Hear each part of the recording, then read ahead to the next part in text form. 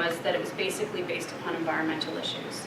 So when you have a flood or when you have this, you basically go to high ground and you stay there because that's a safe place to be at that time.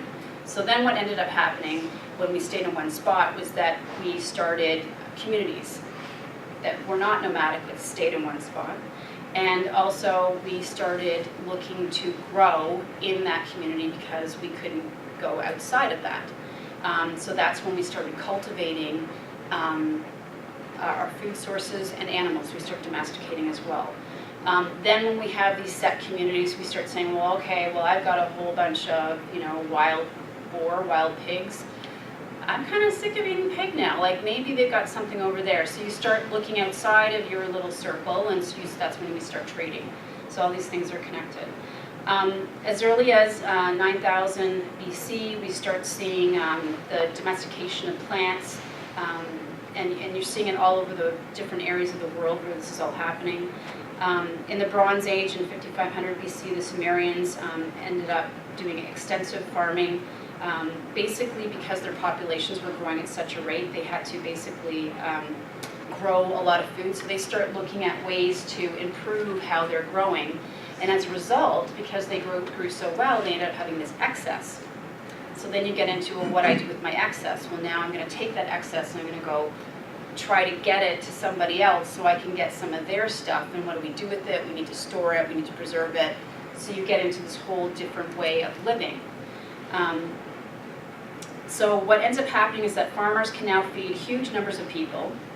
When you get large numbers of people, those people now don't have to work as hard on agriculture. So all the people, all the hunters and gatherers that spent 100% of their time running around trying to find food and survive, now we say, okay, well, you know what? You're really good at it. Go do it. But we need someone to go to the other communities and go talk to them and trade. So, okay, you go do that. So now you're starting to have differences in how people work and how they function. And again, when you have people that don't have a job to do every day, like farming, well, now I have someone that can, if that community over there pisses me off, well, what are you doing today? Here, let's go take a knife and let's go beat them up because they didn't give us what we wanted when we gave them our excess and we wanted it back. So that's how armies started. This is simplifying things a lot, but it is fact-based. So what ends up happening is you have all these people that before were running around trying to basically live. Now you've got people that say, okay, well, we've got some more food here, we're doing pretty well, let's have some babies. So you start having bigger families, which makes sense, and then you get bigger families, and then you get more land that needs to be used as well, and you have sort of like a urban sprawl, and you have your first environmental population problem, which actually occurred between 100 BC and 600 AD. And I find this really fascinating, that methane emissions rose an average of 31 million tons per year as a result of these growing populations and this growing food production, which ironically is the average annual rise of that is almost as high as the United States produced annually in 2012. So this is pretty massive. So they basically, they scientifically kind of documented that methane gas was produced in the domestication of animals and the growing of rice. So interesting. So the age of discovery was in the 1400s, and this was when, as we were talking about the Spanish coming over, we've got the cannabis sales coming across the ocean. So we've got crops and animals who are now transported between different locations. So now you've got differences in transplantations from the old world to the new and vice versa. So you've got tomato, maize, potatoes, pineapple, cacao, tobacco, all sort of moving around and making changes.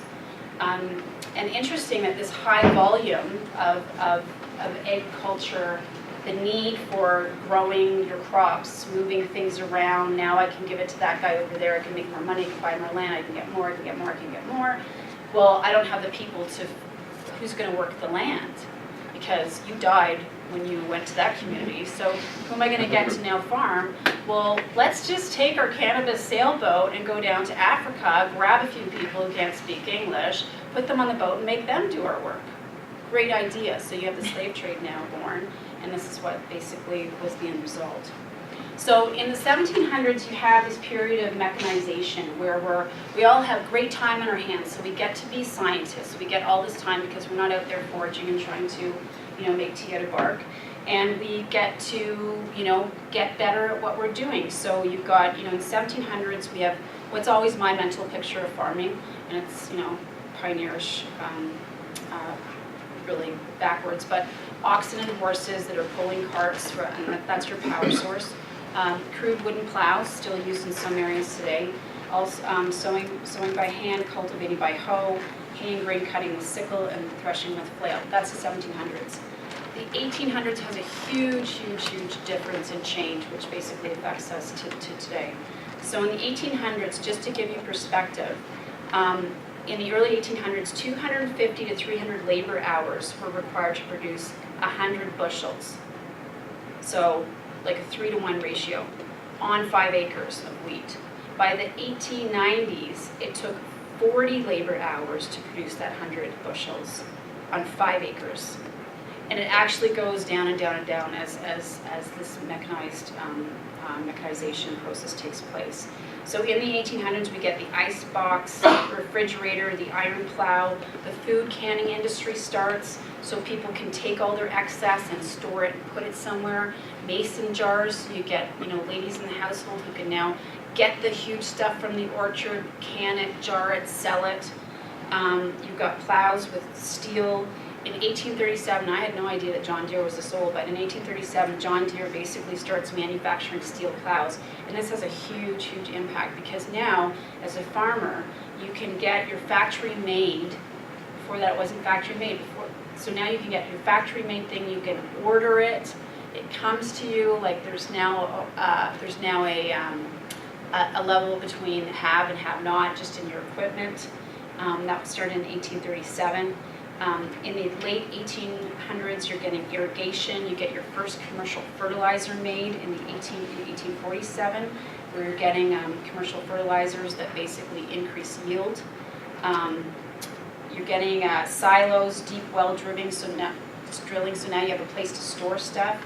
You get Leiden barbed wire patented. Huge difference in how we farm, because now you can hold everything in. So you've got your fencing, you've got your barbed wire, you can keep people out, you can keep all your livestock in. Has a huge change in free-range grazing that was the practice before that. In 1881, you've got hybridized corn that starts. I want to go through so many things, but I don't want to run out of time. 1892, the first gasoline tractor was built. And then in the 1900s, you get the big open gas tractors that were introduced and enclosed gears developed. So that's when, I don't know if you guys have ever gone to those Pioneer shows. I actually love them. I used to drag my stepson to them. But you can, you see the old tractors that basically are open with the belts running. When you get into bad weather, like those things shut down. We have a tractor from the 1950s on our farm, and it's so archaic and it's so frustrating. Every time Mark goes up to fix it, like you hear every swear word possible because it's so frustrating when those, because everything's out in the open. Anyway, so it starts changing in the 1900s, early 1900s. You got the combine introduced. And then you get into the 2 world wars. So in the wars, now we're looking at, we've got DuPont, we've got the Rockefellers, thank you very much. Now we've got rubber, we've got petroleum, we've got plastics. So this starts getting incorporated into our farming equipment. So we get rubber tire tractors. Now we've got 15 labor hours required to make that same 100 bushels. So you can see how we've just reduced that time that we have to be out on the fields. In the 1940s, after, during the war, we got frozen food because we've got our fridges. We don't have time, we're all busy. So we've got frozen foods now. We've now gone completely pretty much from horses to tractors. So again, we're making huge changes, which makes a big increase in productivity per acre. And then we get into the 1960s, we start getting to government funding for farming. So this is where they start looking at certain areas and saying, okay, I want to develop this area, these guys need help out here. You start getting the government involved in subsidization. And then in the 1970s, we have no-tillage agriculture, because why till? We can just plant it again. That becomes incredibly popular and has a huge environmental impact in later years. So in the 1980s, huge changes here as well. The no-tilling creates huge problems, and this is the point where we get the agribusiness coming full on. So we get the Dow, DuPont, Monsanto, Syngenta, AB Agri. This is all coming in for the animal feed, the biofuels, the micro-ingredients, the grain transport processing. John Deere again is coming up through there, Ocean Spray, Purina. So basically what's happening is you get business looking at this not only as a way to feed people, but now I can figure out how to make money on the tractor, what goes into the tractor, what does the tractor put in the field. Okay, how do we take it off the field? Where do we store it once it's off the field? Where do we process it once it's off the field? How do we introduce chemicals, fertilizers, all those things as part of that? So you get the beginning of the big agribusiness, the big agri-farming. You get companies starting to own farmers, contract farming. They're limited from doing or growing anything else. And then it basically manifests itself from there and gets into actually where the companies actually are buying out the farmers, so basically own it from beginning to end. In the 1990s, we have the information technology. So again, we're looking at satellites to track and plan farming practices. The FDA, God bless them, grants their first approval for a whole food produced through biotechnology, which is the Flavor Saver tomato. I don't know if you guys ever remember that. When that came out, I was like, oh my gosh. This was up there with the British when they did the sheep, where they created sheep from a test tube. That was, yeah, around the same time. In 1997, we have the first weed and insect resistant biotech crops, soybean and cotton. These are available commercially. So that's it sort of in a nutshell, but there's so much more we can talk about. What happened from all of that? So what's the net result of that? 4 key changes from an agro kind of perspective that we have: enclosure, we have mechanization, the 4-field crop rotation, which has worked so well for thousands and thousands of years, is gone, and selective breeding is now what we do. So we have the hybridization, we have genetic modification introduced to basically improve upon that piece of land that we have. The huge frame factor of labor market basically advances population growth. So again, we need to create more food to feed the more people that are out there, because less people are out there actually working, and now they have more free time on their hands, and now we need to feed them. So and then what's happened as well is that all of those big businesses and all of that industry that goes behind that production of food has not resulted in people having better lives and more money. In fact, it's had the reverse effect. So you have very, very few who have so much more. So that's the end result. So I'm trying to tie it back to the video games. So now we have all these people have time to spend playing these video games, but violent people have access to crappy food who are nutrient deficient, they can't think straight, and then they have no hope of existence except in their violent world, which is like a community that we've created for them in terms of the social impact that it's had. And then we've got a society of greed-focused administrators who basically are very few people making big decisions that affect all of us. In terms of what's also happened, we've got Monsanto, and I know, Nathan, this is one of your passions as well, owning the food chain and seeds, all tied as well to big pharma. You've got third world now, where you've got agri-contracts. You're getting, the third world is actually being bought out by companies, one of whom is Bill Gates' foundation, who's doing it for really great reasons, and is basically has huge $1 million funds, and I actually looked at the numbers, and he'll give like $3 million over here to CARE. It'll be like 8 things of, you know, what you think of would be a good organization to give to, and then it's like, well, here's $25 million to you guys, because you guys can go and buy out those farmers and give them all your pesticides and genetically modify crops, and let's try that out, because we're just here to feed you guys, because there's a population explosion coming down the pipe, and we're just here to be good because we don't want you to starve. And by the way, we're going to vaccinate you while you're here too, because we heard that you're sick as well. That's just Ann talking. Huge environmental impacts as well. As you guys know, you've got contamination of the soil, water. You have indigenous people that are completely misplaced. When you buy a banana, please think about what banana you're buying, because banana companies basically are basically taking over indigenous rainforest areas and basically slaughtering them in the process. So look up that if you're interested, because I personally love bananas, but I have a hard time buying them. The ironies of wrecking the environment is actually going to force us to go back to where we came from.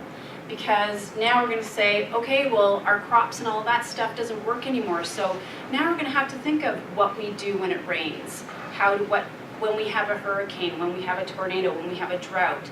Our seeds don't work that way. And you know what, Monsanto? You haven't figured out that problem. And the problems that you figured out have caused more problems. So let's go back and actually look at what we did before, because that made sense. And those people before us, our forefathers, generations before, actually knew how to deal with those problems, those natural occurrences, which we now have created. So previously our agriculture relied upon internal resources, recycling of organic matter, built-in biological control mechanisms, rainfall patterns, and the agricultural yields were modest. They were stable. They were sustainable. So having said all this, I want to leave you on a very positive note, because there is so much hope here. So technology provides info that we can access. So as much as we've sort of seen and experienced how technology can be very dangerous and have negative effects, it can also be an incredible force of good. And like everything, there's choices between the two. So the fact that we have all this technology has been great, because it allows us to learn and know what's going on around the world and have access to all this information. So one of the greatest examples of this, I think, is what's happened with Monsanto. And people around the world basically getting educated about what they're doing and saying, I'm not going to accept this. We need to make changes. And as a result of all this worldwide activity, I love this, the stock is dropping. So there was a huge drop as a result of all of this public pressure. And unfortunately, agribusiness, agri-farming, pharma, all of that, all big business is basically focused on one thing, and that is money. So when you hit them there, it actually makes a difference. As well, you've got more awareness, like the European Union basically, the food safety guidelines affirmed the methodology behind a huge research, controversial research that was done on genetically modified corn in a rat study that Monsanto went up against and said that it was blatantly untrue. And the study has actually been reviewed, and the European Union has actually accepted the findings. And these findings basically identified that rats fed genetically modified corn developed massive tumors. When you combine that with their Roundup, toxic mix, it actually increased that even more, and increased it actually dramatically by 200 to 300 increase in the tumors that were already developed with the Roundup. So creating severe organ damage as well. So there's a lot of awareness. There are political things that are starting to happen. We have to keep up the pressure. We have to continue the information, the sharing of it, like I'm trying to do today. Looking at the heirloom seed programs, supporting local, understanding where our food comes from, very important. And our focus on quality over quantity. And I have this conversation every single time I demo, and people say it's so expensive. And I say to them, it's not expensive when you look at the nutrients you're getting and the small amounts that you have to eat to sustain yourself. We are so focused on quantity being equivalent to value that it is a systemic problem in our culture. It's bred, I think, through our social changes, through food and technology, and we need to reverse that. So really important that less is usually more. We need to go back to really go forward strategically with the right intentions. We have this great, again, going back to the history of what we've done, we have this incredible great history. We have this intuitive knowledge that I do believe that we still hold, that we still have. We just have to access it and live it. And you guys are the trailblazers. You guys are the ones talking to people on the floor, and you have that capacity to make those huge changes and impacts not only in your own life, but in the people that you touch daily. So that's my hope for you guys. Are there any questions? Did I throw too much at you this time? No. Okay. Are all your products suitable for a raw food lifestyle? It depends how you define raw food. So raw food, there's no real definition that I've seen. I mean, usually it's like 114, some people say 110, some people say 118, within that range. Yes, most of it is. I'm going to say that our oat line has a higher heat. The coconut sugar has a higher heat. Coconut oil has a higher heat.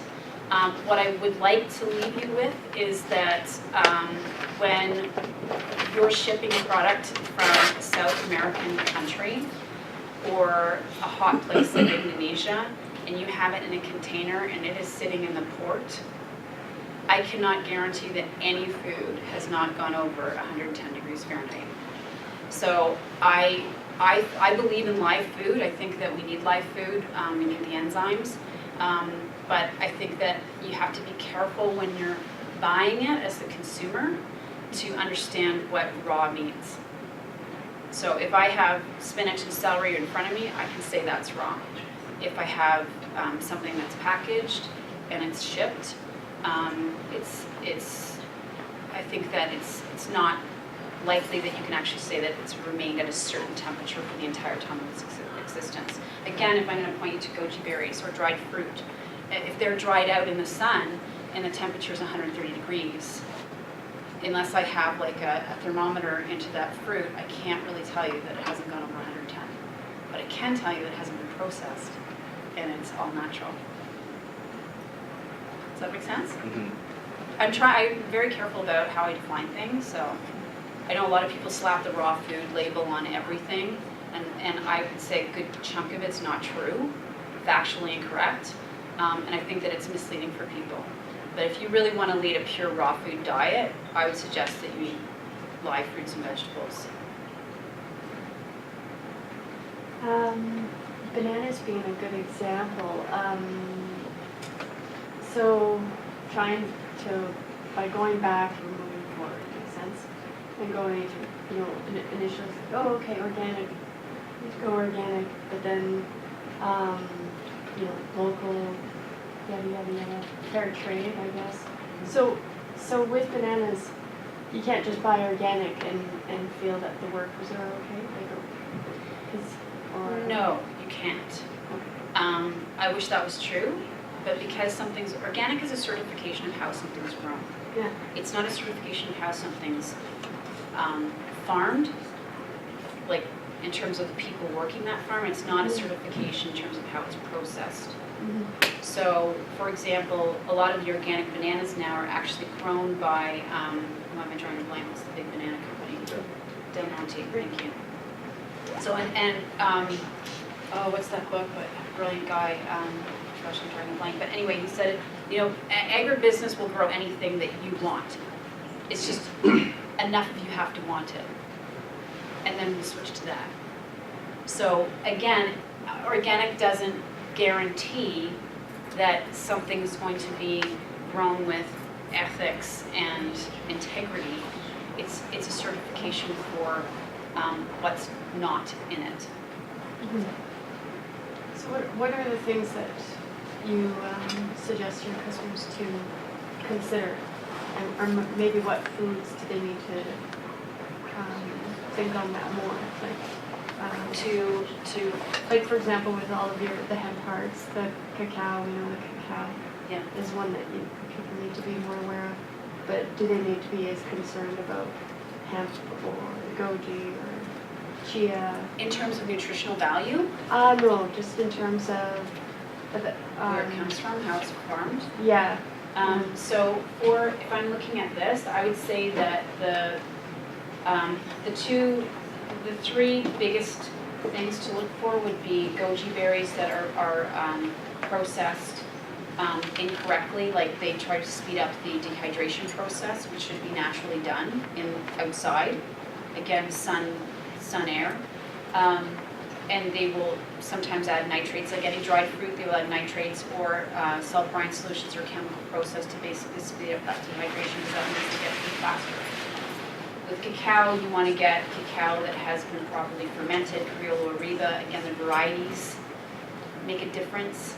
How the seed actually has been denatured itself, has it been genetically modified, the seed is it an heirloom seed, those type of things allow for, if you have an heirloom seed program, you usually have a greater nutritional composition because it has been devalued over time.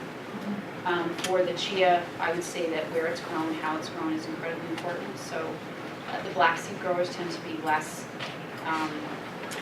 focused on nutritionals as the white seed, because there's more select white seed growers. There's fewer white seed growers in the world than there are black. Does that answer your question? Yeah, they're informative. He's next. No? Okay. If you guys do have any questions, I'm around today at Chinook from 10 to 1 doing a demo. I'm at 10th Ave today from 2 to 6 or 2 to 5. I'm also available if you need any information, any questions from your customers. Thank you. It's just Ann@momsoriginal.com, and I'm always available, so feel free to ask the questions. And I thank you again for taking the time. If you guys want to take some stuff to go for snacks for lunch, please help yourself. It's all there for you guys, so don't be shy on your way out too. Thanks, guys. Thanks.